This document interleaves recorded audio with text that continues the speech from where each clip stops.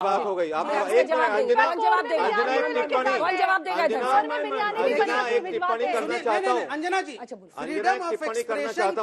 Freedom of expression जो है उसकी एक कैपिंग है, उसकी कैपिंग होनी चाहिए और ये लकीर तय होना चाहिए। देखिए, मेरी तो आधिकारिक हैसियत, मैं जन अधिकार पार्टी का राष्ट्रीय प्रवक्ता भी है, पप्पू यादव जी हमारे पार्टी के प्रेसिडेंट, और मैं इंडिया मुस्लिम फाउंडेशन का यहाँ से फाउंडर चेयरमैन हूं। तो दो आधिकारिक हैसियत की बुनियाद पर मैं ये कहता हूं कि हमने शाहीन बाग आंदोलन के दौरान लाखों लोगों को कलकत्ता में लेके प्रदर्शन कर दिया। बोल दीजिए, ये कभी इस आंदोलन में ऐसे लोगों में जाए और इनकी पिटाई ना हो जाए। देश में आंदोलन करके दंगे भड़काना, देश के लोगों को परेशान करना, यही आप खुद अपने मुंह से बोल रहे हैं कि आप क्या करते हो देश में आंदोलन के नाम पे। अभी आपने कहा कि फ्रीडम ऑफ एक्सप्रेशन के ऊपर एक कैपिंग होनी चाहिए। आपने बता दिया कि किस तरह से आप दोगलापंथी करते हो। आप फिर गलत शब्द इस्तेमाल कर रहे हैं। अरे दलाल आप हैं, कैसी बात कर? दलाल आप हैं। एक तो आप अब शब्दों से बचे, एक तो आप अब शब्दों से बचे। एक तो आप अब शब्दों से बचे, अब शब्दों का इस्तेमाल ना करें। दूसरी बात शोएब जमई, आपने अभी कहा नहीं, आप सुनिए, आपने अभी कहा कि ये लोग अगर वहां पर जाएंगे शाहीन बाग में, एक सेकंड साहब प्लीज सुनिए, आपने कहा ये अगर शाहीन बाग जाएंगे तो वहां पर इनकी पिटाई हो जाएगी। ये कौन सा आंदोलन है जो लोगों को पीटना है? आपको गर्व होता है पिटाई करने में? सब जगह जाएंगे, बहुत खतरनाक है। कैसी बात है? हमने तो कलकत्ता के क्यों पीटेंगे? तो कौन से आंदोलनकारी है जो पीटते हैं दूसरों को? कैसी बात कर रहे हैं? देखिए, बताइए, ये शाहीन बाग में कोई ऐसा, क्योंकि आप पर सीधा आरोप लगाया, अब जवाब दीजिए। अब जवाब तो सुनिए। इतना प्रोटेस्ट किया, आप गए क्या? आप लोग शाहीन बाग कोई यहाँ से मुस्लिम राष्ट्रीय मंच से या आरएसएस से कोई जाता है? शाहीन बाग आंदोलन, अरे शाहीन बाग का वही बता रहा हूँ। शाहीन बाग में आपको यहाँ इनको बोलने दीजिए, आप बोलिए। जवाब तो सुनिए सर, जवाब तो सुनिए, जवाब सुनिए जल्दी जल्दी से। आपकी पोजीशन जो है हिंदुस्तान हम राष्ट्रवादी आंदोलन के लोग हैं, हम राष्ट्रवादी आंदोलन के लोग हैं, हम राष्ट्र के लिए खड़े हैं, राष्ट्र के लिए हम राष्ट्रवादी आंदोलन के लोग हैं। जहाँ पे पीएम भाई का हेडक्वार्टर है, वहीं से सारी चीजें होती है। ये खुद बता रहे हैं कि वहाँ पे क्या चीज है, किस तरह का माहौल है। आप खुद बता रहे हैं कि आप किस तरह की गतिविधियां। सवाल है मेरा, हम खाली मुसलमान हम भारत की बात करते हैं, हम भारत विरोध की बात कर रहे हैं। डॉक्टर साहब, आप तीन आंदोलन में नहीं होते। हिंदुस्तान के आपने पिछले 8 साल में मुस्लिम मसाइल पर मुसलमानों के लिए आरएसएस के बैनर तले क्या काम किया है, देश को बताओ। देखिए, एक मैं बात बता, उसे छोड़िए, आरएसएस पूरा हिंदुस्तान चला रही है। आप रोटी खा रहे हैं, आपने क्या देखिए, आप समझते हैं आरएसएस गलत है। आज के दौर में मेरी बात सुनिए, देखिए कोई अछूत नहीं है। एक मिनट, आप बोलिए, अरे बोलने दो यार, आपके काम की बात कह रहा हूँ। अरे हाजी फलमुल्क आपके काम की बात कह रहा हूँ। आप मेरी बात सुनो, देखिए, सुनिए, देखिए, एक मिनट। डेमोक्रेसी में अंजना, डेमोक्रेसी में कोई अछूत नहीं होता। आप लोग कहते हैं इलेक्शन हो, अरे उसको वोट दो जो भाजपा वाले कैंडिडेट को हरा दे। क्या टोन और टर्न हो रहा है? सब अच्छे हैं, जो अच्छा कैंडिडेट हो, भाजपा का हो, सपा का हो, कांग्रेस का हो। आप कसदन जाके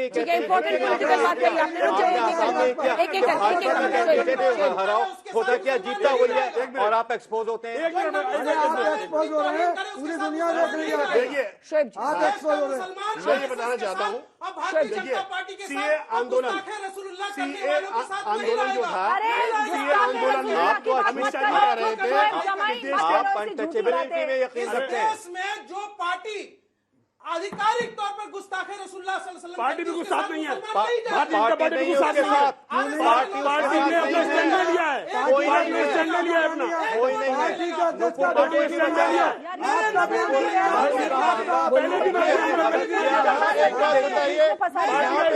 अरे सुनो मेरी बात, नुपुर ने गलत किया, भुगत रही है, हम बर्दाश्त कर रहे हैं। FIR हो गई, आप क्यों ये बात कर रहे हैं? आप चाहते हैं उसका नुपुर शर्मा को डिसमिस किया गया, शर्मा को निकाला गया और इस्लाम को डेंजर में है, मुसलमान यहाँ पे खतरे में है। इस बात को बोल के हिंदू मुस्लिम में दरार ला के एक स्टेप पीछे लेकिन एक क्यों बात डाल रहे जरूर हो? याद रखिएगा, यहाँ पर जो मौलाना डायलॉग साजिद है, रशीदी साहब इसी थे, से चीजें है ना, उन्होंने बेहतर कार्यक्रम होती की है। शुरुआत ही 2 फेक वीडियोस की जानकारी देकर की थी और मैंने उनसे कहा था कि शो के अंत तक वो दोनों कंटेंट मुझे दिखाए। वो मैदान छोड़कर भाग चुके हैं, इसलिए आप बहुत सतर्क रहिए। आपके हाथ में मोबाइल है, आपके बच्चों के हाथ में मोबाइल है। फेक न्यूज के जरिए जो अफवाहें फैलाई जाती हैं उससे बचिए और अपने बच्चों को बचाइए, क्योंकि नफरत की खाई फैलाने में सबसे ज्यादा योगदान ऐसे ही लोगों का होता है जो इस तरह की फेक न्यूज फैलाते हैं और फिर जब उनसे पूछा जाता है कि बताओ कहां है वो फेक न्यूज, तो मैदान छोड़कर भाग जाते हैं। आप सभी का बहुत धन्यवाद। राजनीतिक लोगों की भी जिम्मेदारी है, सारे देश के। देश भर में नुपुर शर्मा के बयान को लेकर विरोध चल रहा है और ये दौर जुम्मे की नमाज के बाद भी काफी शहरों में देखा गया कि विरोध प्रदर्शनकारी अलग अलग जगहों पर मस्जिद के बाहर नमाज के बाद नमाजी इकट्ठा हो गए। कुछ जगहों पर पथराव की नौबत आ गई, कहीं लाठीचार्ज की नौबत आ गई। आखिर ऐसा देश में क्यों हो रहा है, ये सवाल बार बार पूछा जा रहा है। हालांकि कई मुद्दे इससे पहले भी रहे जिसको लेकर मुसलमानों की नाराजगी देश में देखी गई है, लेकिन नुपुर शर्मा के विवाद से बवाल और भी बढ़ गया है। इन्हीं मुद्दों पर आज करेंगे चर्चा और ये सवाल भी पूछेंगे कि आखिर कौन से है वो नेता जो देश में मुसलमानों को उकसा रहे हैं। क्या वाकई भड़काऊ बयानबाजी इसके पीछे है? नुपुर शर्मा के खिलाफ कानूनी कार्रवाई हो रही है, ये क्यों मुसलमानों को लगता है कि ये नाकाफी है? पहले आपको सुना देते हैं कुछ ऐसे नेताओं के बयान जिससे आप भी समझ जाएंगे कि उकसा रहे हैं या नहीं। आप खुद तय कीजिए, सुनिए।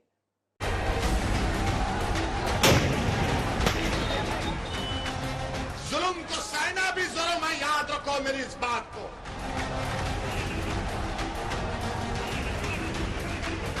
तुमको अगर बर्दाश्त नहीं है हमारा मजहब तो तुम कहीं और चले जाओ।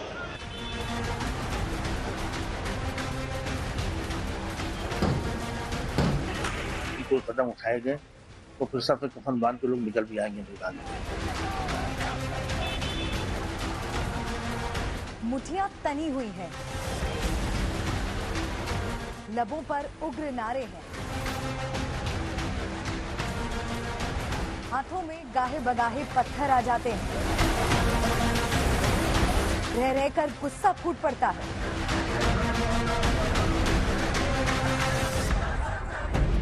हाल के कुछ हफ्ते सांप्रदायिक माहौल को लेकर जितने उथल पुथल भरे रहे हैं उतने कभी नहीं रहे।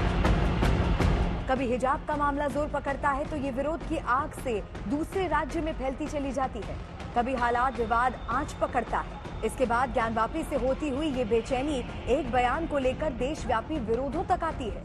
सवाल ये है कि हिंदुस्तान के मुसलमान के मन में क्या चल रहा है, क्या है जो उनको डरा रहा है, कौन है जो उनको भड़का रहा है। बूंदी के इस मौलाना को सुनिए, ऐसी जहरीली जुबान पर कोई भला क्या कहे।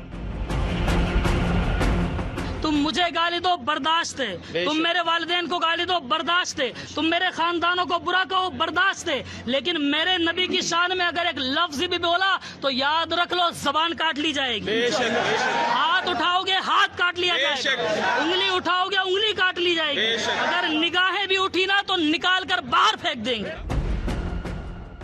जिनकी जिम्मेदारी थी अमन चैन लाने की, जिनको तरक्की की बात करनी थी, वो तो ऐसी जबान बोल रहे हैं मानो दोनों समुदायों में टकराव ही उनका एजेंडा हो। वो दिन चले गए तुम हमको डराते थे, वो दिन खत्म हो गए। अब वो दिन चले गए वो डराने के, अब डराने वाले याद रखो, तुम्हारे डराने से हम डरने वाले नहीं हैं। आखिर क्यों मुसलमानों को लग रहा है कि उनके सब्र की इंतहा हो रही है? जवाब ये है कि जनता इस तरह की बातें तब करती है जब उनके अपने धर्मगुरु सिर पर कफन बांधकर बाहर आने की बात करने लगते हो। अगर ये इस तरह की कोई कदम उठाए गए तो फिर सब कफन बांध के लोग निकल भी आएंगे मैदान में। ज्यादा दिन इंतजार नहीं कर पाएंगे। अब ज्यादती की इंतहा, सब्र की इंतहा हो रही है। अगर यही मतलब होना है तो फिर ठीक है, वो हम कानून को तो तोड़ते नहीं ना, कानून को भी तोड़ा हमने, लेकिन ये तो हमें हक है कि ठीक है भाई हम मरने के लिए निकले आ रहे, मानो सब कफन बांध के निकल पड़ेंगे। कहीं तो चूक रहे हैं मुस्लिम नेता और धर्मगुरु। आक्रामकता की नई बयान जनता में आई है, वो धर्मगुरुओं और नुमाइंदों के जरिए ही आई है। बात यहाँ तक आ गई है कि कहा जाने लगा है कि जिनको हमारे तौर तरीके पसंद नहीं हो वो मुल्क छोड़ दें। हमारा मजहब अलग है जरूर, हमारा लिबास अलग है, हमारी तहजीब भी अलग है, हमारे खाने पीने का तरीका भी अलग है, और तुमको अगर बर्दाश्त नहीं है हमारा मजहब तो तुम कहीं और चले जाओ। क्योंकि वो जरा सी बात पे कहते हैं ना पाकिस्तान चले जाओ। भैया तुम्हें मौका नहीं मिला था पाकिस्तान जाने का, हमें मौका मिला था, हमने रिजेक्ट किया है उसे पाकिस्तान जाने का। इसलिए हम नहीं जाएंगे, जिसको भेजने का शौक है वो चला जाए। समझना जनता को होगा कि उनकी भलाई आखिर किसमें है, बहकावे में आकर पत्थर उठाने में या ठंडे दिमाग से अपना और देश का हित सोचने में। ब्यूरो रिपोर्ट, आज तक।